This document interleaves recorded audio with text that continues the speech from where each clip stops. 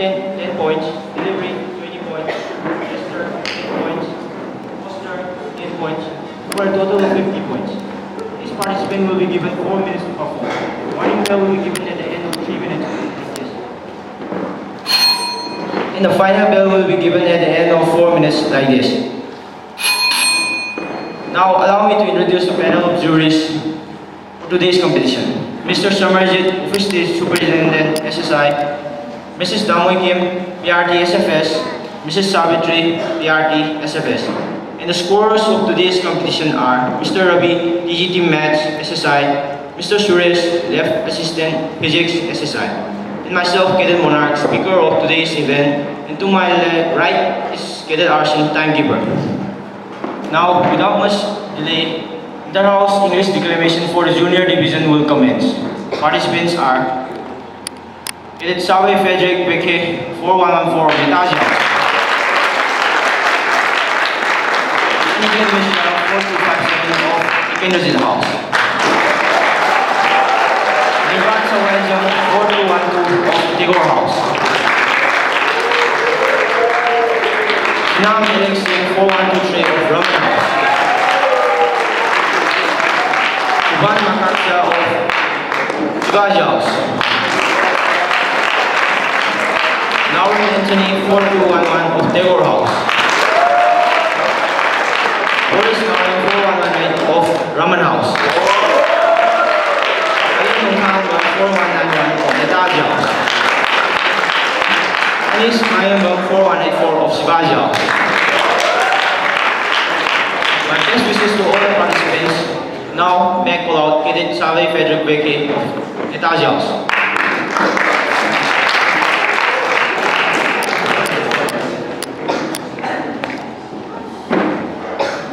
Morning everyone. Honorable Principal Sir, Principal Ma'am, Adam Officer, Senior Master, teachers, judges, and the cadets.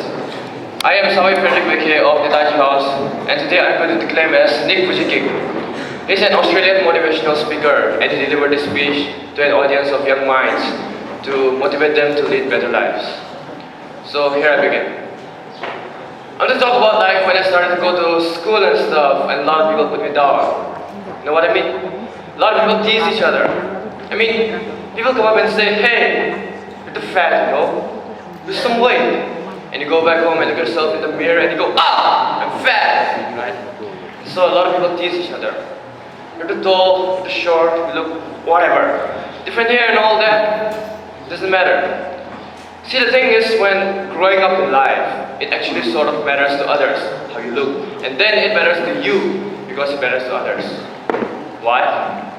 Why does it matter to you? Because if they don't like you, who will? If they don't accept you, then who will? And the fear we have is that we're going to be alone, that we're not good enough, and you know, we need to change ourselves. A lot of people put me down and said, Nick, you look too weird. And no one's really your friend. And you come to this, and you come to that, and you couldn't change anything. It's not like I was fixing my hair one day and everything was fine. I started believing that I was not good enough. I started believing that I was a failure, that I would never ever be somebody who people would like, people would accept. It was so hard, man. I started getting depressed, and I had questions and no answers. And I asked my mom and dad, why did this happen? There are some things in life that are just out of your control, that you can't change. And you know, the only options left with you are you either give up or keep on going. I'm going to ask you, what are you going to believe? Are you going to believe in yourself, or are you going to believe in everyone else's judgment on you? Are you going to believe people when they say that you're a failure, that no one likes you, that no one cares about you? It's not really to say that you need somebody to come up to you and say, hey, I really like you, and I care about you. It's not about that, but it's the fact that people put you down. I tell you, life's interesting. Life's a journey. So what do you do when you fall down in this journey? Get back up? Everybody knows to get back up, because if I started walking, I'm not going to get anywhere. But I tell you, there is times in life where you fall down and feel like you don't have the strength to get back up. So you sort of put a mask on your face and come to school and pretend like everything's okay. It is not, and you go back home and lay in your bed with no one looking at you.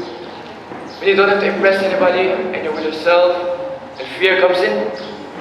You know the fear that you have as soon as you walk into the door of your house? Maybe it's a broken home. Maybe you have doubted yourself. Maybe you don't know for sure what's going to be happening in the future and it scares you. I want to ask you today, do you think you have hope? Because I tell you, I'm down here, face down, with no arms and no legs. It should be impossible for me to get back up. But it's not. You see, I'll try 100 times to get up. If I fail 100 times, if I fail and I give up, do you think that I'm ever going to get back up? No. But if I fail and I try again and again and again, as long as I try, there's a chance, that chance of me getting up. Does that make sense? I'm not here to tell you that that I know how it feels to be abused, that I know how it feels to be called fat or everybody an eating disorder. I don't know how it feels, but I just want you to know that it's not the end. It matters how you're going to finish it. So, are you going to finish it strong? And you'll find the strength to get back up. Thank you everyone, and have a great day.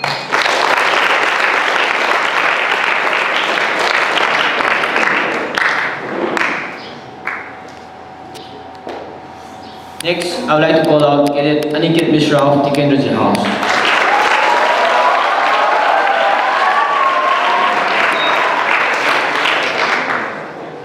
Good morning, Honorable Principal Sir, Principal Ma'am, respected AO Sir, Senior Master Sir, teachers, judges, Adam staff and all my dear brothers and sisters present over here. Today, I, Cadet Aniket Mishra, Adam number 4257, is extremely honored to represent Tikindrajit House in this Interhouse Declamation competition as Mr. Sonu Sharma, who is a motivational speaker, a businessman and an author. So let me continue with my motivational talk. See, in life, you will face a situation when everybody is against you. People keep outing you, people keep criticizing you. You will feel you are without help. Acha, you haven't cleared that exam. Oh, you have not yet landed a good job. Please don't let it get to you. When the tough gets tougher, the tough gets going. That's really the time. My friend, you need to be brave and strong. Strong enough to face the worst critics with a smile on your face and believe in your goals and dreams. And brave enough to brush off even the worst critics with a smile on your face. My friend, you are not a box of chocolates who's there to please everyone. You do what you feel is right for you. This right here is a 200 rupee note. Raise up the ones who want it. The people who are not raising up, they also want it, but they are too lazy to raise up. कि भैया कौन उठाए? So the people who actually want it, raise up at the back. So you guys want this? Do you still want this? Yes.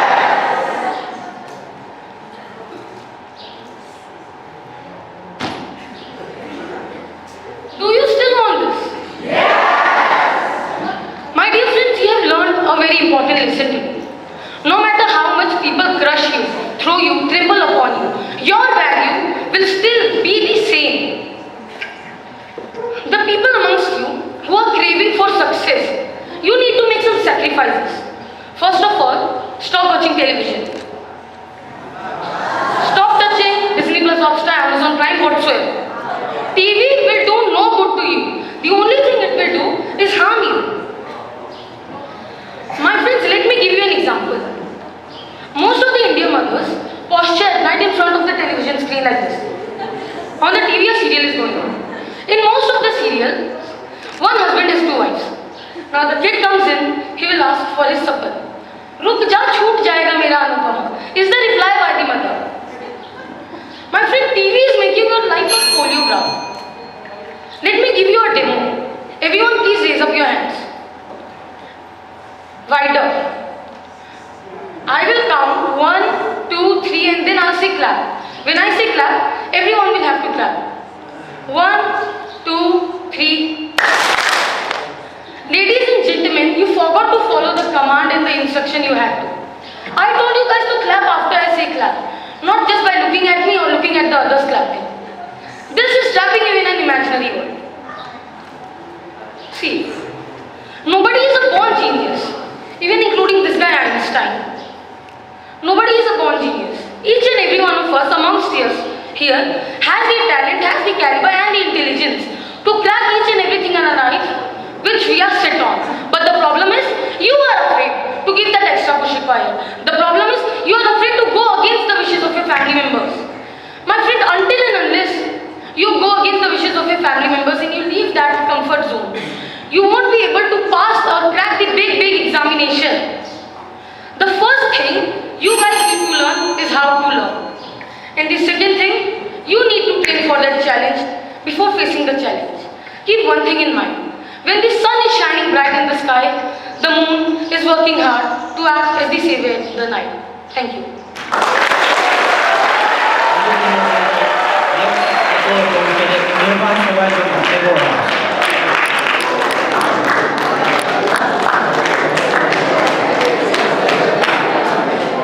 A very good morning, respected principal, principal ma'am, vice principal, Adam officer, senior master, beloved teachers, judges, Adam staff, and all the cadets present over here. Today, I cadet Irvan Sogaism, bearing Adam number 4212 of class 8 Jaguar House, will be declaiming as Nelson Mandela. And the speech I'm going to deliver was given on the 100th day of his presidency. So, here it goes. I stand before you aware of the momentous times that we are traversing. These times also demand of us that we regularly account of the important assembly of work and progress to us by the electorate. Much can be said about the content of the debate in the current session. On occasion, strong language has been used to drive home a strongly held belief. Within the limits, this shows us that we have, at last, a robust, vibrant democracy with broad consensus on the important national questions. Down the years, the human society has pitted itself against the evils of poverty, disease, and ignorance. Progress has been achieved, while reverses have also been sustained. It is incumbent on South Africa to be in the company of those who have recorded more success than failure. At the end of the day, a yardstick that we all shall be judged by is one and only one. Are we through our endeavors here creating the basis to better the lives of South Africans? This doesn't mean that they have a subjective expectations felt during an election campaign. Neither is it because there is a magic wand and they see this in the new government. Millions have suffered deprivation and they have the right to seek redress. They fought and voted for the change and change for the people of South Africa must have. Honorable members, you have been warned. 100 days ago, the President and the Deputy President of the new Democratic Republic has been sworn in. Our people and the whole world marveled on what has been variously characterized as a miracle and an epoch-making event. Are we trust of confidence and worthy for it? So, when I told one of my advisors a few months ago that I want to retire, he growled at me, "You are retired." Then I thought, if that is the real condition, then I can say that I now announce that I am retiring from retirement. I do not intend to hide directly from the public, but I want to be in that position of calling you to ask whether I would be welcome, rather than being called up to do things and participate in events. So the appeal therefore is, don't call me, I'll call you. Thank you everyone.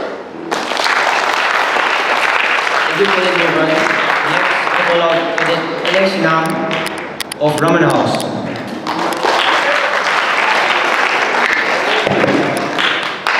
A very pleasant morning to one and all present over here. Respected Principal Sir, Principal Ma'am, Adam Officer, Senior Master, respected judges, beloved teachers, brothers, sisters, and my dear friends. Myself, Cadet Alexina of Brahman House, and today I'll be declaiming as Sadhguru. He's an Indian yoga teacher and a proponent of spirituality.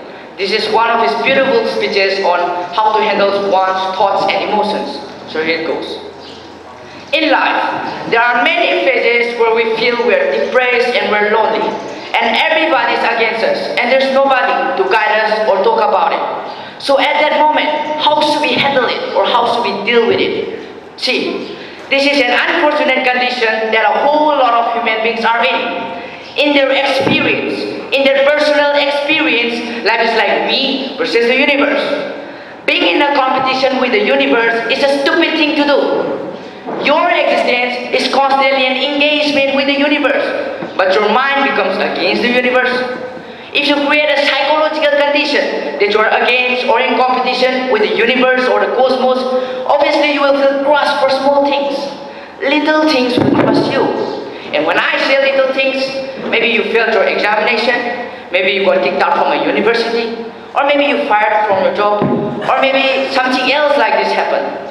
See, these are small things between life and death, because you came here with nothing. When you die, there's no container service for you. You die with nothing. But in spite of this, most people are turning their homes into warehouses. They're carrying such a huge baggage on their heads as if they're carrying the whole universe on their heads. That's their own psychological condition. When will you figure out how to control your thoughts, your emotions? At the end of your life? The only crisis with life is just this. Human beings have taken themselves too seriously. They don't understand. Now you may have seen on a computer screen those pop-ups. You are a pop-up on this planet. You pop up for 2 seconds and then you pop out. Life is like that. Now you must see, countless numbers of people like you and me have walked this planet. They were all big people. Now where are they? All top shelf. Or maybe you're planning to go to heaven. Anybody who talks about a place other than this place as a better place than this is an idiot. My fundamental work is to destroy all heavens so that people will learn to live well here. Those idiots who made a hell out of themselves, they want to go to heaven. They made a mess out of this place and then they want to go to heaven. I'm asking you, do you really have any proof that you are not already in heaven and you are just messing it up? I'm asking, when will you learn how to handle your thoughts, your emotions, your body, your chemistry? When will you figure these things out? At the end of your life? Now young people, listen to me. It is time you figure out a few things about you. Because in life, many issues will come. More issues come up means you're living a more active life. I have a maximum number of troubles going around me on a daily basis because so much activity around me, global level of activity. There's one thing you must fix, one thing. That is, in your life, you are not the issue, okay? Whatever the issue, we'll do our best. But this should not be the issue. Thank you. Thank you, Cadet Alex. Now I call upon Cadet Shivan Makaksha of Shivaji House.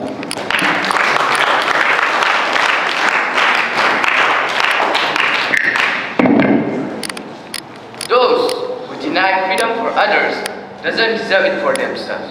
A very good morning to everyone. Honorable Principal Sir, Honorable Principal Ma'am, respected Administrative Officer, Senior Master, learned judges, teachers, Adam staffs, brothers, sisters, and my dear beloved friends. Today, in this auspicious morning, I, Cadet Subhan Gokcha, bearing Adam number 401, will be declaiming the Gettysburg Address by the then President of the United States of America, Mr. Abraham Lincoln. It was delivered during the Great American Civil War on Thursday afternoon of November 16, 1863. So, here it goes. 407 years ago, our fathers brought forth upon this continent a new nation, conceived in liberty and dedicated to the proposition that all men are created equal. Now, we are engaged in a great civil war, testing whether that nation or any nation so conceived and so dedicated can long endure. we are met on a great battlefield of that war. We have come to dedicate a portion of that field as a final resting place for those who here gave their lives, that that nation might live. It is altogether fitting and proper that we should do this. But in the larger sense, we cannot dedicate, we cannot concentrate, we cannot hallow this ground. The brave man, living and dead, who struggled here, have concentrated far above our poor power to aid or detract. The world will little know, nor long remember what we say here.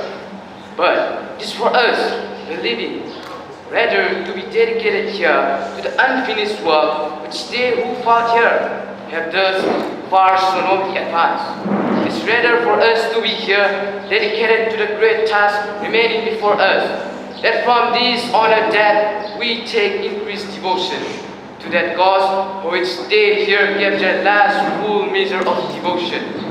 That we here highly resolve that these dead shall not have died in vain, that this nation under God shall have a new birth of freedom, and the government of the people, by the people, for the people, shall not perish from the earth. Thank you everyone, have a grateful day. Thank you, Cadets 1. Next, I would like to call out Cadet Narim Anthony of Interhouse.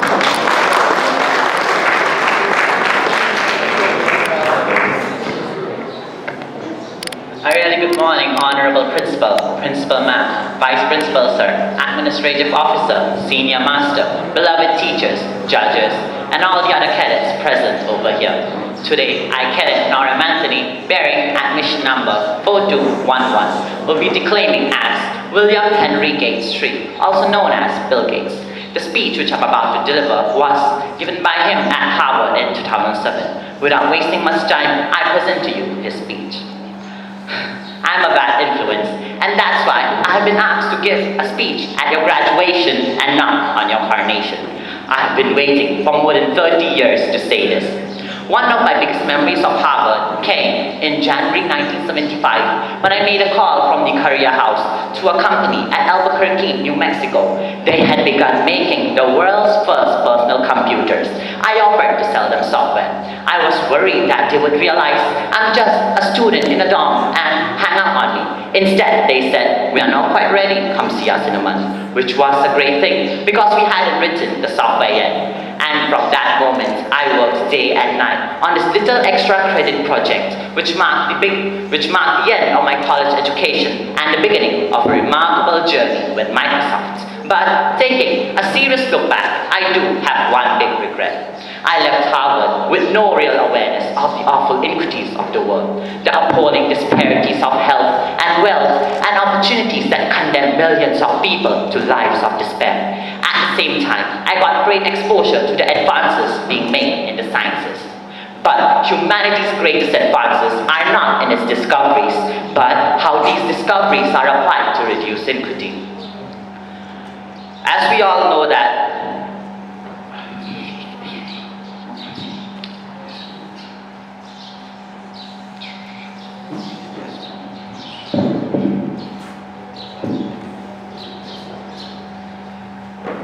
should our best minds be dedicated to solving our biggest problems. Finding solutions is essential if we want to make most of our caring. If we have clear and proven answers, whenever an organization or individual asks, "How can I help?" then we can take actions and make sure that none of the caring in the world is wasted. But complexity makes it hard to mark a path for action, and that makes it hard for the caring to matter. You know, it's tough to get people excited unless you help them see and feel the impact. And how you do that is a complex question. But don't let complexity stop you. Be activists, take on big iniquities, and I assure you, my friend, that it will be one of the greatest experiences of your lives. I hope that 30 years from now on, you'll return back to Harvard and reflect on what you have done with your talent and energy, and make sure you judge yourselves on what you have done for people a world away from you who have nothing in common with you but their humanity. Good luck. Thank you, Cadet Anthony. Next, I call upon Cadet Boris Nauran of Raman House.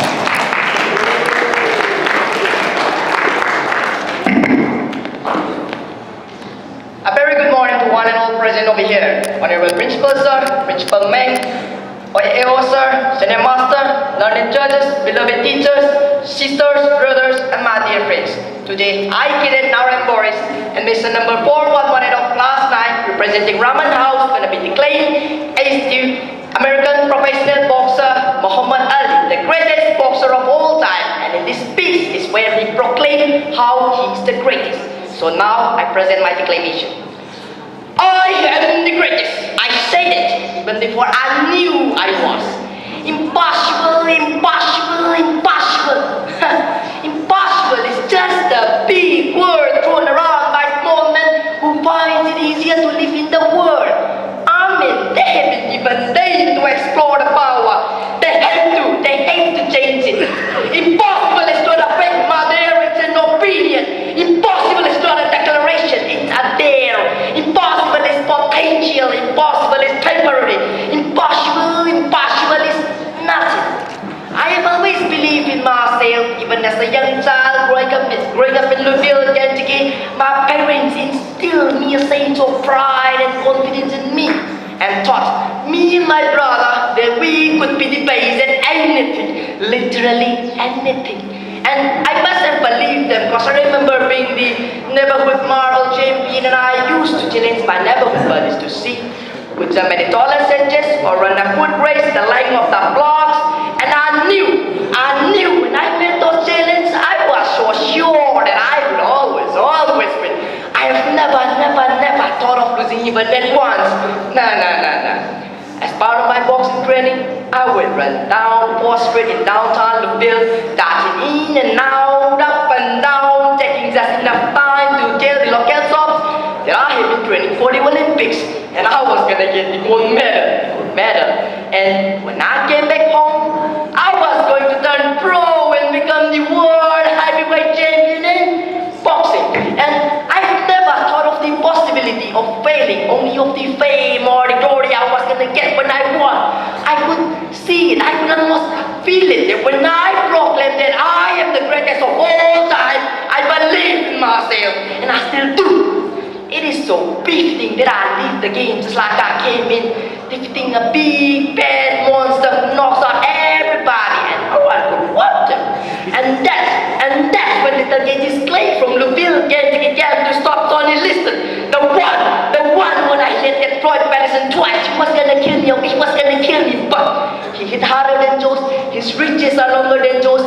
He is a better boxer than George.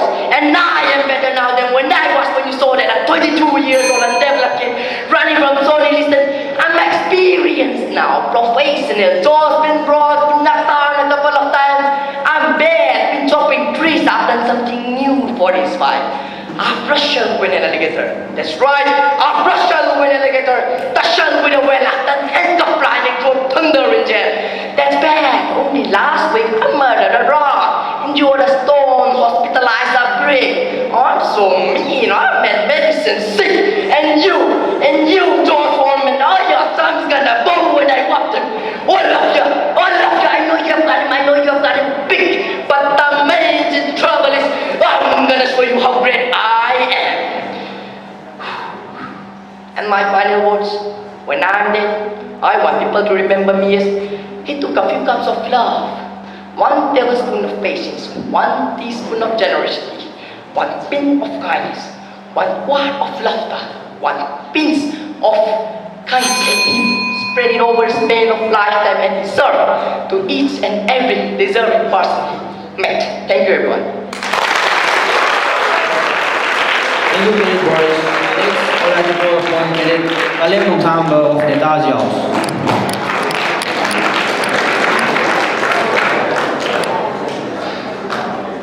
Good morning, everyone. Honored Principal Sir, Principal Ma'am, Vice Principal, Adam Officer, Senior Master,